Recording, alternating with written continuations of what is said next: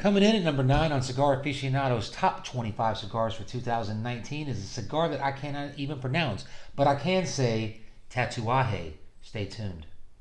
I can smoke stogies in my house, first of all, because her father introduced me to stogies, and second of all, because I'm a stud. I'm ballsy. I don't take no shit from anyone. I smoke my stogie anywhere I want. I don't have to find a hideout place like you. All right. Welcome back to another episode here at Cigar Sherpa. I'm your host, Laird Mayhew, and just like my intro said, I've got the Tatuaje, the Nuevitas Jibaro, number 1. Okay, number 9 on last year's top 25. So prestigious list. Looking forward to this smoke. This smoke is coming in from one of our original members here, one of the guys I've been talking to for a few months now, Joe Cali up in the People's Republic of New Yorkistan. He hit me up a few weeks ago, said he had just tried this cigar, asked me if I tried it. I said nope, I sure hadn't. Not this particular one, since it's been revitalized by Pete Johnson. Anyway, he said, sit tight, I'm gonna send you one so you can review it. And true to his word, he did. I received them yesterday in good health. So I'm going to review this thing today. So here we go. Tatuaje Nuevitas Jibaro, which basically translates to, I don't know, Nuevitas is a city in Cuba. I think it's about 100 miles east of Havana, in the northern part of Cuba there, or southern. I think it's the northern. Anyway, Jibaro is a term, like a slang word, I guess, for the word farmer. Okay, mainly used in Puerto Rico, not used anywhere else. Why they decided to go with that, I don't know, because you think cigars in South America, Caribbean, you don't really think of Puerto Rico, but maybe they do. I don't know. Just to give you a little history on this cigar, this is a revitalized brand. So it was made before, I think it was shut down sometime in 2000. I didn't write that down, so I don't want to misquote. It came back last year. Now with a band. It is now made in the My Father factory there in Esteli, so it's under the direction of Don Pepin Garcia and Garcia family. All right, this is the number 1, so it is a 5x54. We'll call it a Robusto. Nicaraguan puro. It has a Nicaraguan Corojo 99 wrapper. That's about the best I could find. Binder Nicaraguan, filler, of course, Nicaraguan. We can all probably guess the regions. It's a medium to full-bodied cigar. Looking forward to it. Nicaraguan Puro. I smoked the Nicaraguan Puro yesterday and just posted the review on that. And they got it in it medium-bodied, so I'm sure that they can too. I'm looking forward to be more on the medium to full. Construction is it's got a beautiful triple cap on it, and this construction is great. It's got visible seams, but they're almost invisible. As you turn it, they disappear. Very tight, very oily, milk chocolatey brown wrapper. It's smooth, but it's got some veins. Not bad. It's got one vein right through here. Look like a big vein. I don't think it's gonna hurt nothing. It may throw the ash off just a little bit. So it smells. I got a stuffy nose now, but I was smelling it all morning, prepping for this. I made my notes here, and I can still smell it. I had like a sweet earthy flavor on the foot. Okay, like a musty earth, almost like a hay. Okay, like that smell that I get whenever I'll smoke a Cuban cigar. Along with that sweet earth, I kind of get like a peppery smell on there too. So like a good leather, deep earth. Looking forward to this cigar, to say the least. A 54 ring gauge. I think, should I do a V cutter? How do y'all feel about a V cutter? I'm not a big fan of them myself. I got a little piece of construction problem on the wrapper, but that's way down at the bottom. Ain't gonna hurt nothing. Okay, I'm V cutting this thing. I don't want to crack the wrapper, so I'm gonna go ahead and give it. So anybody ever wants to borrow my my cutting devices, just you've seen the videos. Just we're gonna be swapping spit. I hope you don't mind that. If not, get your own. So here we go with the V cut. Okay, so I'm gonna go ahead and give this thing a cut. And then I'm going to light it up, and I'm going to be back when it's lit up and we're into the first third. So stay tuned.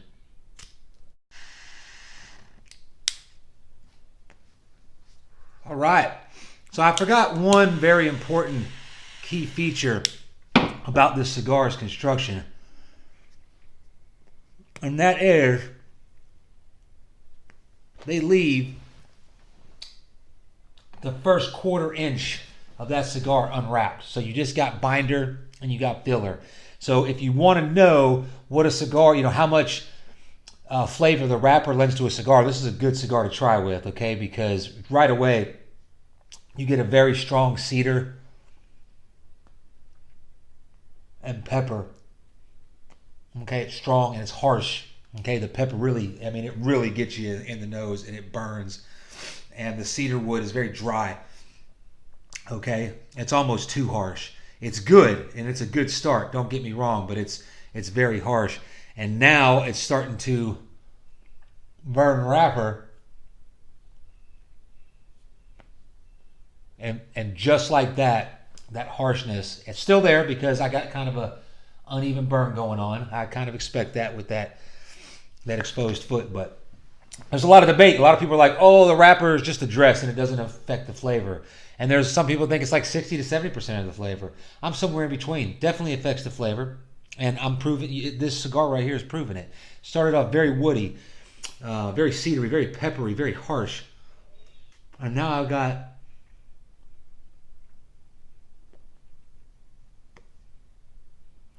got wrapper burning all the way around, and automatically the smoke mellows out and it gets sweet, okay? Bring on that almost sweet, earthy flavor. That's exactly what it is. Not even almost. It's sweet and earthy. So I still got the cedar. I still got black pepper. And now I've got that sweet, earthy core, okay? It's very good. It's very good. So I'm going to go ahead and let this develop. Like I said, I got a little bit of an uneven burn here, but I'm not even caring. I can tell you right now, medium bodied, this is a great cigar. I am not picking up any spice, and from what I've heard about it, it's not a very spicy cigar as far as the cinnamon and the nutmegs and the anise and all that, but it's a very good Nicaraguan puro. This is a Nicaraguan cigar. You could blindfold me, hang me upside down, put this in my mouth, and I'll tell you right away this is a Nicaraguan cigar, and it is good. So when I come back, and I'll be into the first third and past, or even into the second third.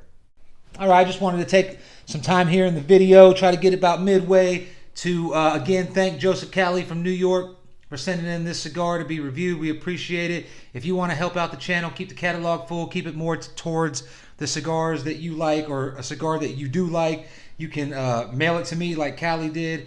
You can go on patreon.com and you can be a paid subscriber.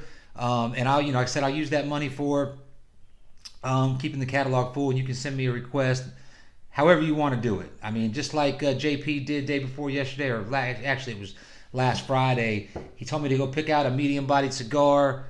He cash at me the money. I did it, showed him the receipt, sent it, boom, boom, boom. And that is the Particularis Cremas that I just uploaded today. So I'm going to get back into this cigar, and I'll be back and tell you how it is. Stay tuned, y'all. All right. Halfway through the first third, and I'm going to tell you right now, it's going really good right now. We've got that sweet earth, that sweet earthy flavor with the black pepper on the retrohale, black pepper on the palate. It's got a creamy smoke to it, and it's now picking up more of a lightly roasted coffee and leather. Okay, so not so complex. Pretty straightforward cigar. That coffee and leather kind of intermingled in there. They kind of staying there in the background, not really fading it out. The smoke staying creamy, and that sweet earth is still there. The cedar, and of course the pepper. So let's get into the second third. I'm going to come back and tell you really what I think about it. Is that's when the cigar is going to be heated up. All right. We are into the second third of this cigar, and just about almost to the halfway point. But man, this is a good cigar, y'all. This is a good cigar. It's not very complex. It's kind of straightforward, okay?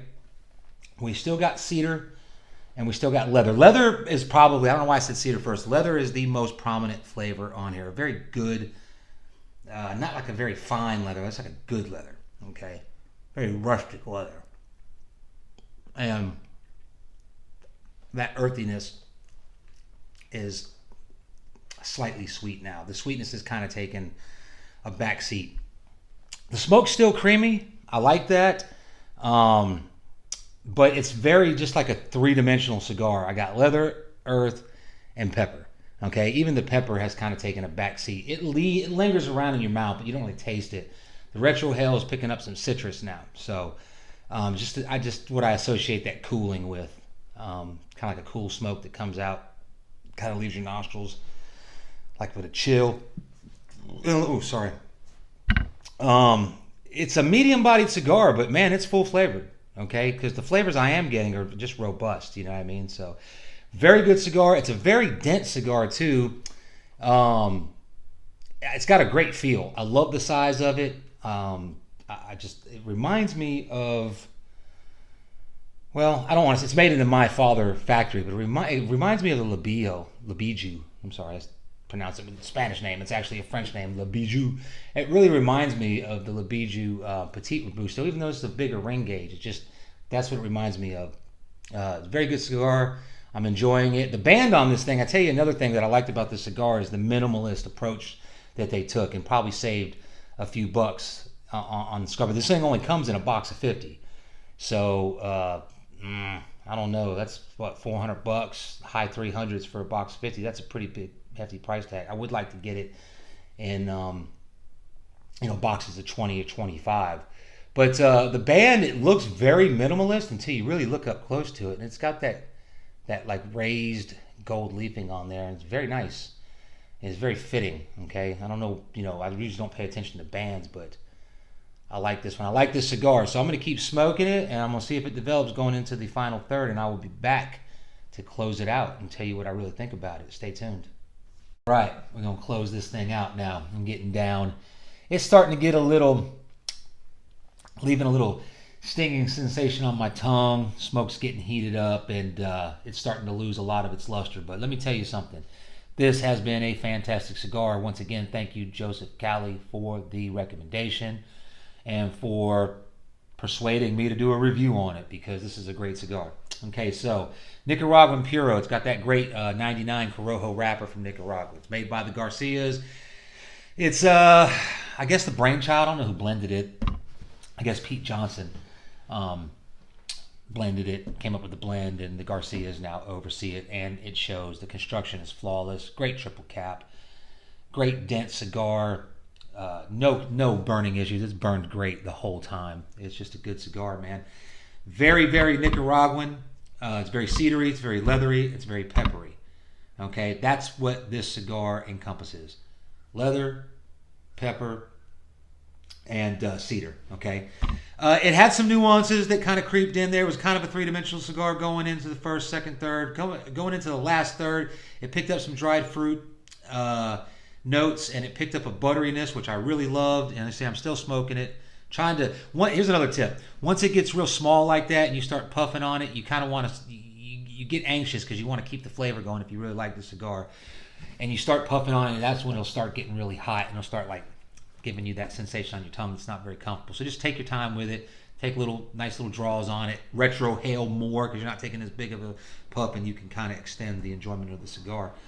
So daily arsenal cigar, absolutely. Okay, absolutely. It is roughly, I think, up in New York, it was about $10.30. National average on this is about $9 to $10. You might catch them on sale at a 5-pack, get it sub $10. It's definitely belongs in the daily arsenal.